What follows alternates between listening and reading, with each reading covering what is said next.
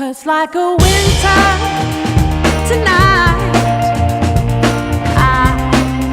I thought I would always have light. The quick flash that you gave to me, so dark I could barely see.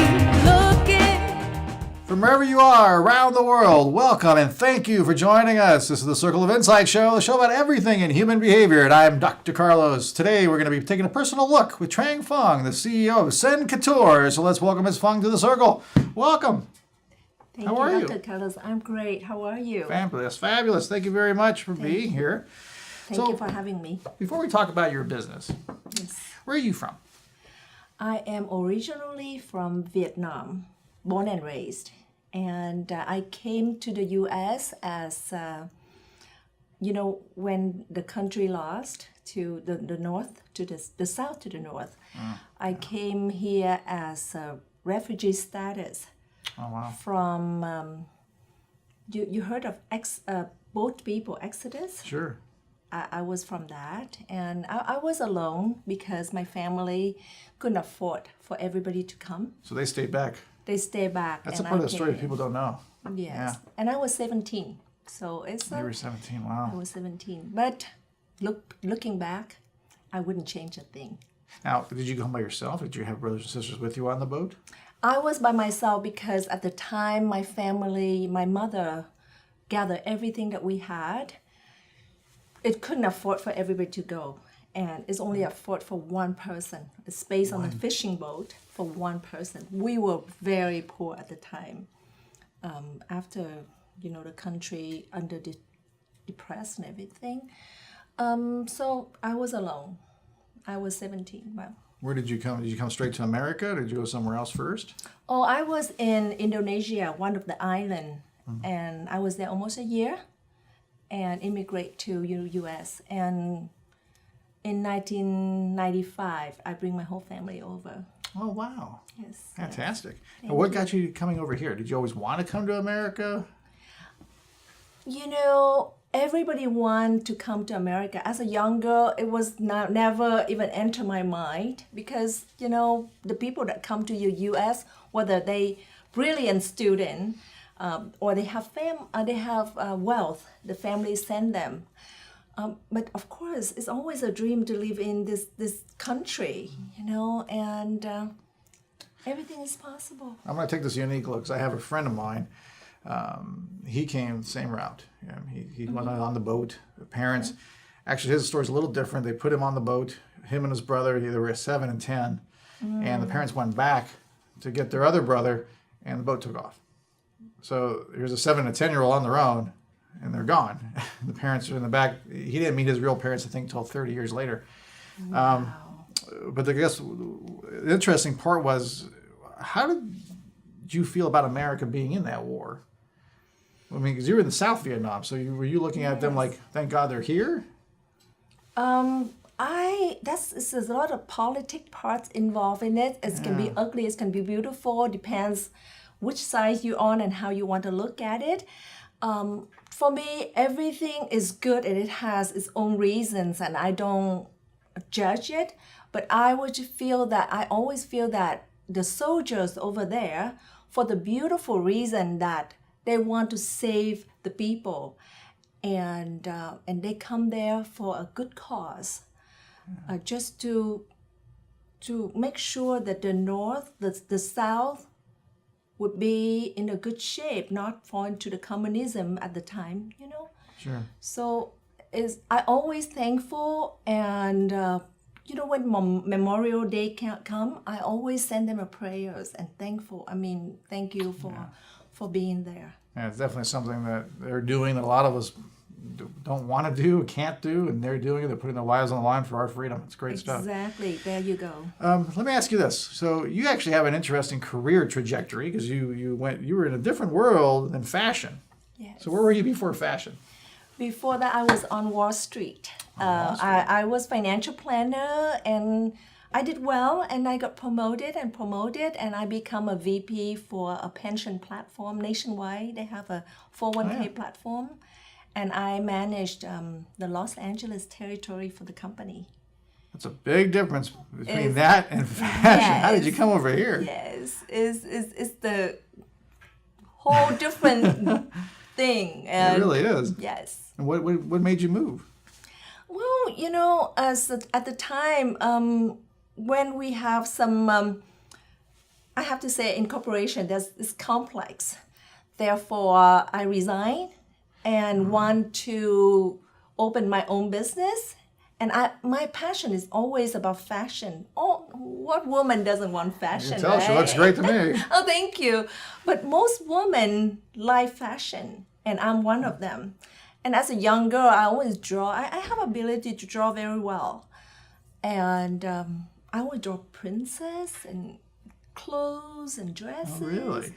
And when I opened the store, the thing I want to do was just carry all the beautiful clothes that I love. I didn't know that I couldn't design. I could design.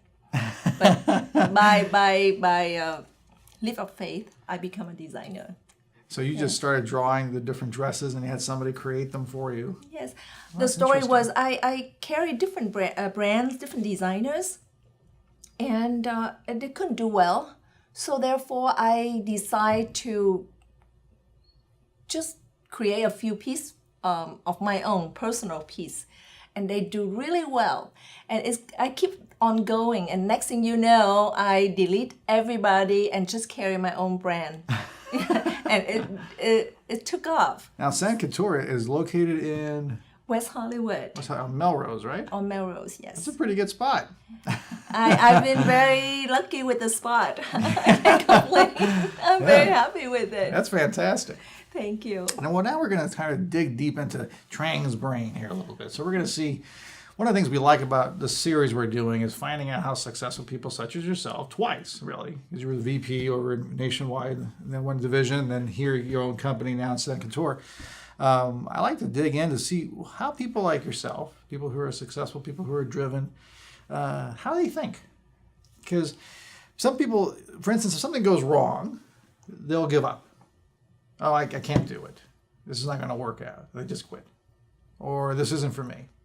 But so can you remember a time in the industry of fashion or even financial, whichever one you want, that was something that was tough? You hit a challenge. What happened there?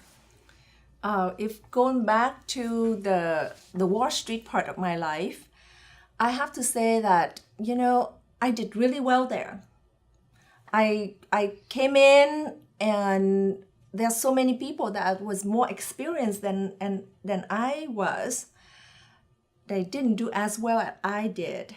And sometimes they scratch their head. She doesn't know as much as I do. How come she's selling a lot of plans? She meet a lot of clients. She's always busy or all kind of awards.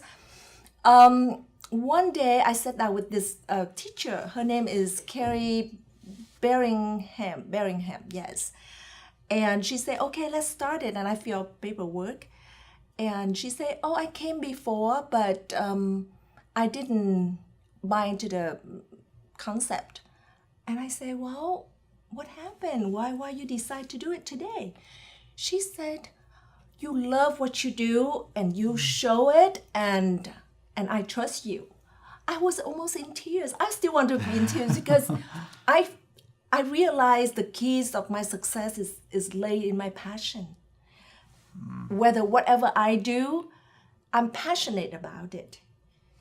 And people always say, I've heard a lot of experts say that you have to find what you love so you can do that.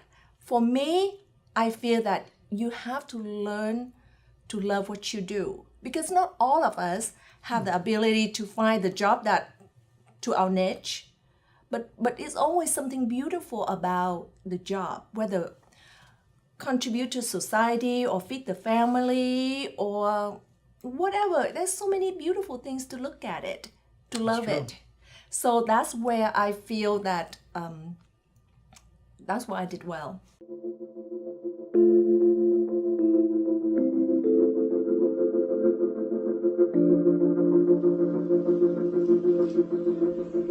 Hi, welcome to Adelante.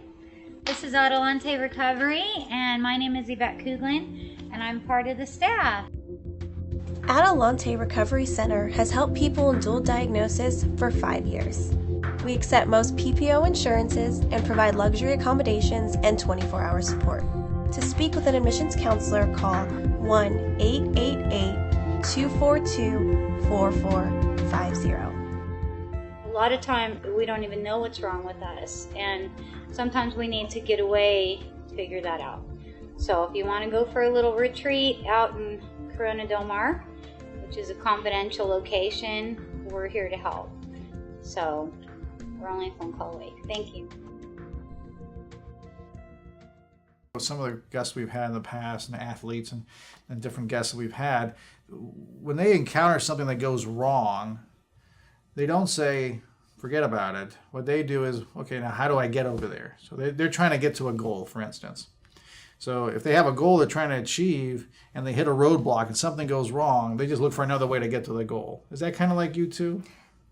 I never look at it that way, but I feel that, I always look at things that very positive. Whatever it is a message inside of that I have to overcome. I look at it as a message that universe, God, we call God different names, whether universe, Jesus, Buddha, we all have a God inside of us. And I look at that as a message that he sent it to me that I need to overcome. And that's how I look at it. And I have to overcome. And you have. And I am very blessed. And you have. So one of the motivating keys for you is passion, is helping other people. Is that what you would think is one of your motivating factors for you? I feel that passion is the key. I think God planted the passion seed inside every single one of us. And it's up to us to cultivate that. And when we cultivate that the way we feel right for us, that would fruitful in whichever way. Some fruit is bigger than others. It depends on how we cultivate it. And we have to learn the way to do our best. I like that. And that's how I feel. That's sincerely, authentically, and sincerely. I like it. I like it. Thank you. So Scent Couture, where is it going now? Where do you see Scent Couture going? Are you trying to continue to expand it, or are you local or are you national? Sort of both. But the way we look at it right now, the growth is strong, very strong, and we have a lot of people looking as investors. That's always good. It's always good, and that's an option. But my passion is not all about the business. It's not about create beautiful, but I want to create a legacy. A legacy that we're helping people to understand that despite all the challenges of the refugee girl came from a third world country by herself, if she can do it, people should have no excuse. Absolutely. And I feel like I came across a lot of people have a lot of excuses. They say, you're so blessed that you do what you love. I'm not that lucky. And I thought, I didn't want to say anything, but I really say, luck is depend how you look at it. And success is depend how you look at it as well, So I was a little bit emotional with with some of the thing I say, but that's we ran okay. out of Kleenex, I think. Do we have? That's okay. I'm good. Okay. I'm good. Thank you. Well, now we're going to go into more of the philosophical side. Okay. So we're going to ask you a little bit about, this is the tough question. We ask every woman that's here. It's a hard question. I should ask a guy one of these days, but how would you define the woman of today? What does that mean to you? You have an interesting background, an incredible story. Yes. So how would you define the woman of today? The woman today is people always look at women as someone who should be more like, it is all along our history, in all many cultures. We always be someone that take care of the family, take care of the children, but now add on top of that, we have to be a woman with career. I'm a single mom with 3 wonderful children and doing well. They're all in college and doing really well. Another piece that I feel blessed about. Women today have a lot of duties to fulfill. And it doesn't mean that we do more than the men. The men have different kind of heavy duty stuff to do. But God give us more because we have more tolerance, more endurance. I feel that. I always feel proud to be a woman. And today, add more layers on top of us to overcome. I feel that it makes us stronger, better. And women today is a part of the future, meaning that we're going to contribute a lot to the society, not like the old time that we just kind of like the mom. Yeah, sat in the corner. We in politics, we in business, and we're doing extremely well. Do I answer your question? You did very well. Oh, okay. Let me ask you this question. Was it different for you because you were Vietnamese and a woman? Was that different? Or is it, you think, is there a difference between the Vietnamese woman and the American woman? Anything at all there? I never feel like whether I'm Vietnamese, I have some prejudice. People tell me that. People say, oh, it's tough to be a woman in the workforce or because of the color of skin or nationality. Yeah. I honestly never feel that. Because it didn't stop you. It never stopped me. I never see it. I never feel it. I think it's our personal choice to see what we want to see and feel what we want to feel. Of course, you run across people that not nice to you, and you can label them that, oh, they prejudice. Or I label them as someone that have issue, the wounded heart, and they just don't love people. So I never give myself any excuse to stop. That's great, boy. She's got some drive, I tell you. Oh, thank you. So last question of the day. What advice would you give the young women of the world out there? The girls who are 17, 18, 19, they're getting ready to start their life. They're going out there finding out who they are. They don't even know. What would you tell them? Like I said earlier, thank you for that question because I want to answer this question. I always want to motivate people and leaving a legacy of example, not to my family only, but to Vietnamese people, to the women. I feel that what the young ones, when you grow up and you try to find yourself, just let life flow through you. Just being passionate about everything you do, and you be positive, and your path will reveal itself. And when it reveals itself, you just run the path with all you've got. Whatever job that land you in, just do your best. Do your very best, and your beautiful path will reveal itself. Good advice. So where can we get more information about your clothesline? Where can we go? Thank you for asking that. It's commercial. That's right, it's commercial time. Well, if you have a chance to check it out, my clothing line at www.sencouture.com, sencouture.com, or call me for more information. If you need anything from me, I can help you with 800-683-0888. Fabulous. Thank you so much, Trang, for being Thank here. you so much for having me. Much. Thank you, everyone, for joining us. Is she incredible or what? Authentic, passionate, smart, beautiful. There she is, Trang Phung, CEO of Sen Couture. Thank you so much for joining us. Remember, our motto is simple. Wherever there's psychology involved, even in fashion, we're going to be there. See you next time.